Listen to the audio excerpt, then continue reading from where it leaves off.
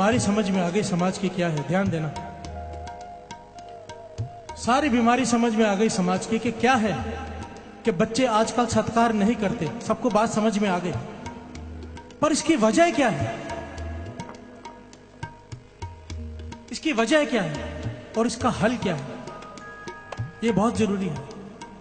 यह प्रकरण अगर यहीं खत्म कर दें तो बात नहीं बनेगी। इसकी वजह क्या है और इसका हल क्या है? पहले समझते हैं वजह। देखिए, आज की मां सुबह उठते टीवी सीरियल लगा लेती है, रात को सोने तक टीवी सीरियल देखती है। उन टीवी सीरियलों में क्या होता है? ध्यान देना, क्या आता है?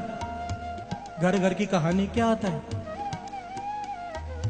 जितनी लड़ाइयां झगड़े उन टीवी सीरियलों में दिखाई जाती है, साथ संगत जी महाभारत के युद्ध में भी नहीं दिखाए गए। इतने झगड़े, मन में क्या बसेगा? शक का स्वभाव। ऐसी मां अपनी बेटी को यह नहीं सिखाएगी कि सास को मां समझना, वो यही कहेगी सास को सास ही समझना। ऐसी मां अपनी बेटी को यह नहीं कहेगी कि देवर को भाई समझना, देवर को देवर ही समझना। ऐसी मां कभी सही शिक्षा दे ही नहीं सकती। तो जड़ है मां। यहां पर औरत ही औरत की दुश्मन है। साथ संगत जी, जड़ है मां। हम अपने बच्चों को एक आशीर्वाद देते हैं, ध्यान देना, कि जा ससुराल में जाके राज करेगी। अरे राज करने के लिए भेज रहे हो? राज करने का मतलब होता है कि हुक्म चलाना। हुक्म चलाने के भेज रहे हो? आशीर्वाद दिया करो कि जा वहां जाके सेवा करेगी, उनकी प्रसन्नता लेगी। यह आशीर्वाद तो कोई नहीं देता। ये देते हैं कि जाके ससुराल में राज करेगी। क्योंकि भाई गुरदास जी कह रहे हैं, मैं नहीं कह रहा। कोई मुझसे झगड़ा करने ना आ जाए बाद में, भाई साहब आप हमारे लिए कह रहे थे। ध्यान से बात को समझने की कोशिश कीजिए। भाई गुरदास जी कहते हैं कि विवाहने के बाद, शादी के बाद तू अपने माता पिता को भूल गया। शादी के बाद क्या होता है? एक नई लड़की घर में आती है ना, वो ऐसी पट्टी पड़ा देती है बेटे को कि वो अपने माता पिता को भूल जाता है। जम्मे साईं विसारिया, विवाहया मां प्यो विसारे। भाई गुरदास जी कहते हैं। मेरी बात को गहराई से समझने की कोशिश करना। हम क्या सिखाते हैं, पर हमें शिक्षा कहां से लेनी है? शिक्षा कहां से लेनी है? शिक्षा लेनी है गुरु साहब जी से। गुरु हरगोविंद साहब जी महाराज, 6वें गुरु नानक, जब अपनी बेटी की शादी की तो 2 वचन दिए उसे। ये वचन अगर आज की मां अपनी बेटी को दे दे, उसे सिखा दे बचपन से, ये वृद्ध आश्रम बंद हो जाएंगे। सच कहता हूं साथ संगत जी। ये हल है। क्या हल है? 2 पंक्तियां पढ़ ले फिर समझाता हूं।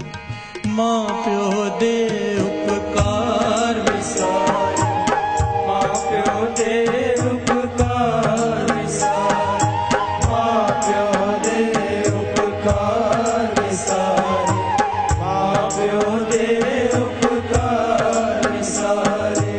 6वें गुरु नानक गुरु हरगोविंद साहब जी महाराज अपने बेटी को कह रहे हैं शादी के वक्त।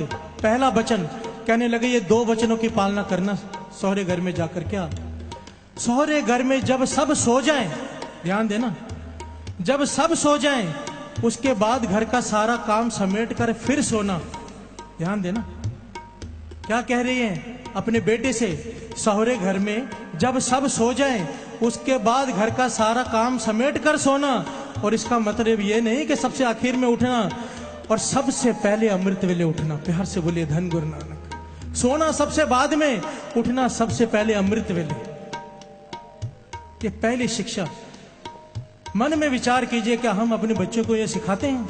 हम तो कहते हैं जाना, पति को अपने वश में करना, नहीं तो तेरा बुरा हाल हो जाएगा। उल्टी सीधी पट्टी पढ़ाते हैं और घर घर में झगड़े शुरू हो जाते हैं। दूसरा वचन 6वें गुरु नानक गुरु हरगोविंद साहब जी का अपनी बेटी को।